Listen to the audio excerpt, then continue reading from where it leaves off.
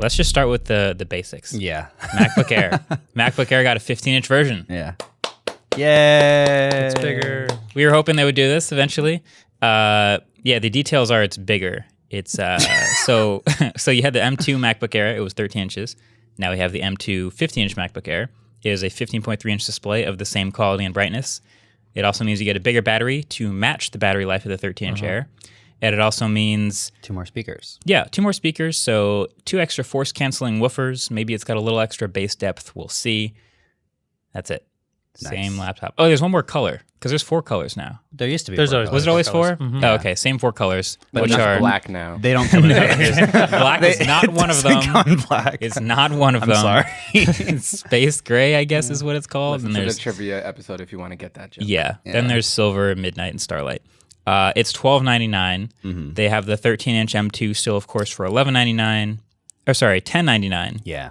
It dropped. And they still have the old design 13-inch Air M1 for $9.99. Do not buy that.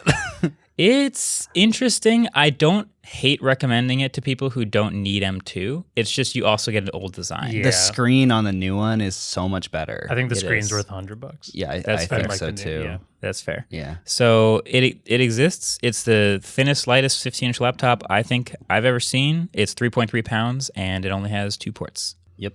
2 USB-C and 1 audio jack. Yeah, still a MacBook Air.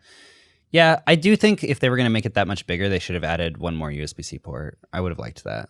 Yeah. But hey, I mean, yeah, I think that the versatility of the 13-inch is amazing for a lot of people, but having that option to have the 15-inch is think pretty it's- epic. Yeah, like I think there's some people who don't need everything in a MacBook Pro, but would still like the bigger Yeah. screen. And That's I think this is exactly who they're for. Yep. That's exactly why it Perfect. exists. You'd be People- surprised at how many like corporations will issue MacBook Airs now, or like a friend of mine works at this company, and they issued everyone 14-inch MacBook Pros.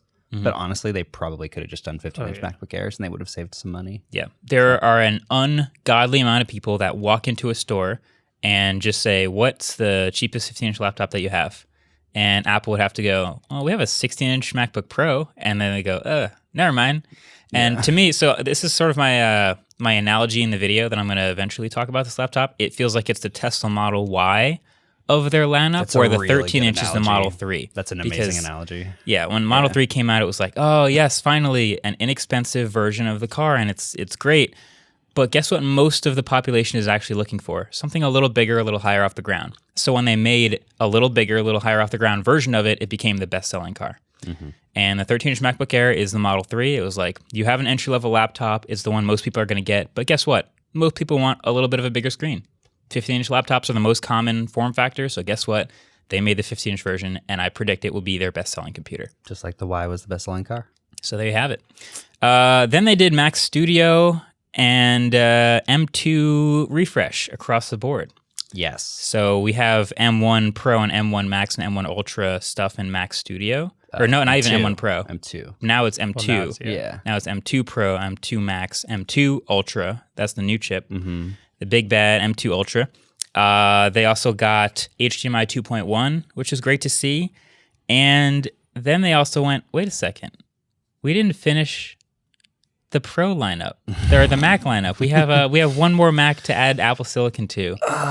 And the Mac Pro got happened. Apple Silicon. It Yeah. happened. It was about the most boring version of the Mac Pro getting Apple Silicon you could possibly imagine. Yeah. It was basically the exact same Mac Pro cheese grater that we know from the Intel days, but instead of GPUs that you can take out and put back in, and instead of RAM that you can take out and put back in, it's just the M2 Ultra, same one from the Mac Studio, and a bunch of PCI slots. That's basically it. And that's it. That's it. And Which- it's so big. It's gigantic, Yeah. and there is no discernible thermal difference between the two. Like there's plenty of space in the Mac Studio, so they'll perform the same. It's just if you need PCI, this is a computer for you. Yeah, and there was one of the towers in there with the lid off or whatever you want to call it, so you could see inside. And there's just like there was nothing in the PCIe slots, and then there's just the chip. It looked like when like a bachelor gets their apartment and they just have like a lawn chair and a TV like in the middle of this kinda like how the it looked. room. There's just absolutely nothing in it. It was cool to see the M2 Ultra die in there, though. That looked pretty cool. big. Yeah. It's very big. It's bigger than I expected. Yeah. I do want to talk about M2 Ultra a little bit in detail because it's actually a way bigger update than you'd probably expect, especially considering M1 Ultra, right, was not a huge lift. It was 2 M1 Maxes that were fused together, and that's obviously huge performance gains. But then when the M2 Max came out, it was so close in performance to the M2 Ultra. And we actually had a nice briefing about the new Max, the new M2 Ultra. And the reason it's such a big difference, especially for us, is that the original M1 Ultra, because it was 2 fused together, it kind of just had twice the performance, but in parallel.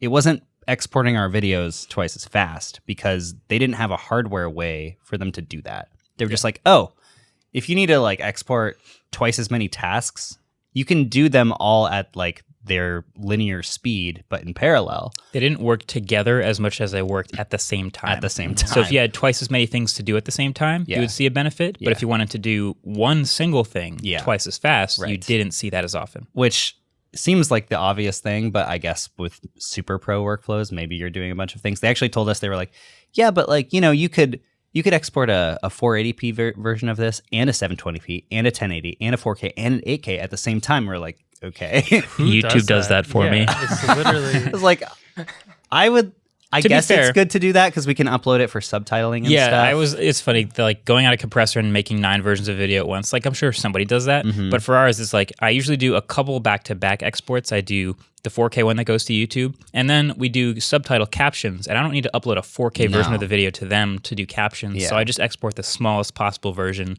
like a 480p version, so that I can upload the 100 megabyte file. So I do 2 exports, and then maybe I do a audio and SFX tracks for when we do our dubbing. So it's there's a bunch of stuff happening, but I always do them one after another. I never even thought about the fact that we could do them in parallel. So we should probably set up a workflow for that. Well, it takes 10 seconds after. I know. How long does it take to export a 480 already rendered timeline? But setting up a macro where you can just do everything at once, that would be fire. Is cool. Until you accidentally only upload the 480p version. I would never. But for M2 Ultra, the thing that's amazing about it, they changed the hardware a little bit and changed the software a little bit, the firmware. And now it's 1.8x faster than the M2 Max because it can now put all those resources into one task, which is amazing. So I think that we're going to see a huge gain on M2 Ultra over M1 Ultra, which is very exciting. They showed us a lot of pretty crazy demos with it, where they were just playing back 12 streams of 8K video in real time, which, but you can get up to 192 gigabytes of RAM in the M2 Ultra, which is pretty insane.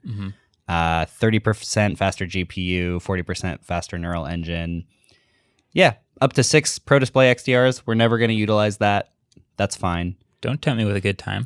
You get a bunch more I/O also in the M2 Ultra just because you have more space than the M2 Studio that's going to come out, right?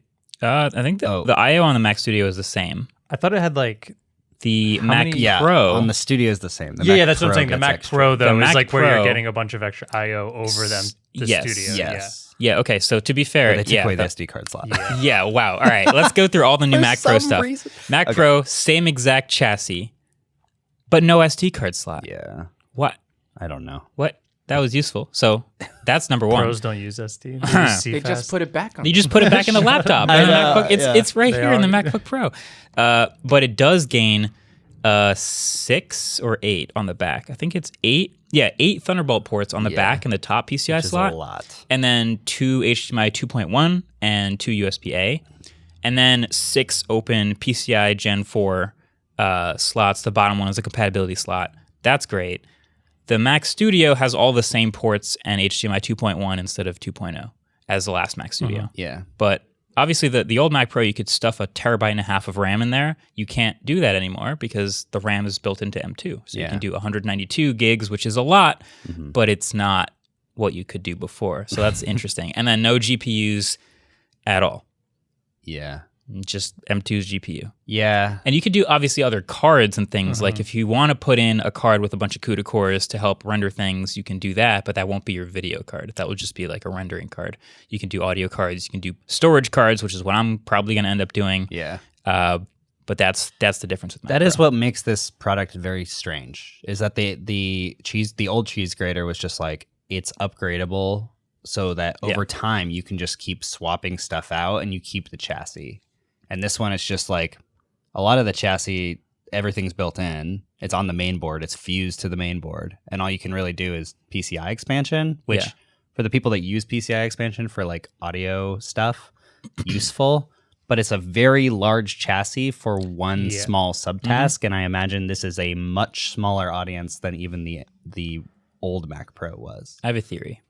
Go for it. Most of my theories about Apple are based on things that they've already done because they're so lockstep predictable as a company. They do things over and over again. Mm-hmm. I think they're going to redesign the Mac Pro for the next gen. And here's why. This is the ultimate laziest. We went from Intel to Apple Silicon but didn't change the chassis. What did they do in the first MacBook Air?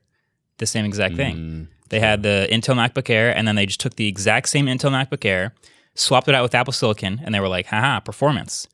But the next gen's going to have a redesign. And sure enough, we got the M2 with the redesign that was built around the chip. Now Mac Pro happens. What happens with the Mac Pro? They went straight from Intel to Apple Silicon, and you go, wow, look at all that performance. But it's not built for this chip.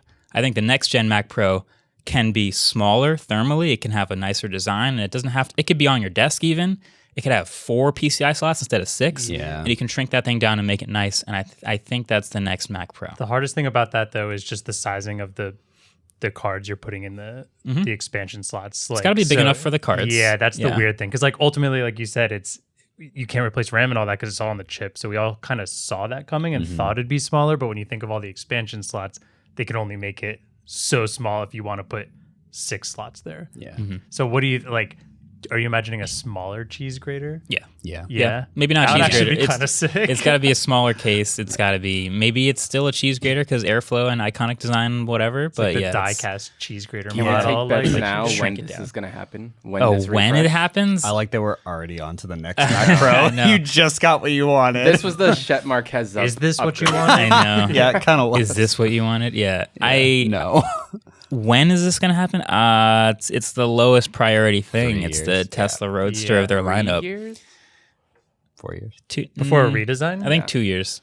I think they should have offered 2 Mac Pros this year. If they were going to do this, they should have offered like that mini ITX version where it has 4 PCI expansion slots and it's smaller And cheaper? and cheaper. Yeah. This Mac Pro starts at $7,000. That's crazy. It's expensive, but it has respectable baseline specs. Yeah, you only get M1 Ultra.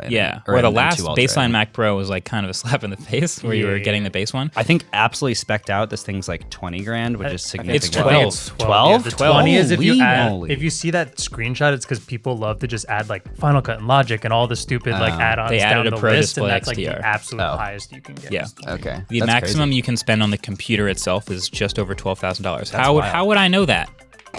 I wonder. Oh no. Yeah. Hey, thanks for watching this clip.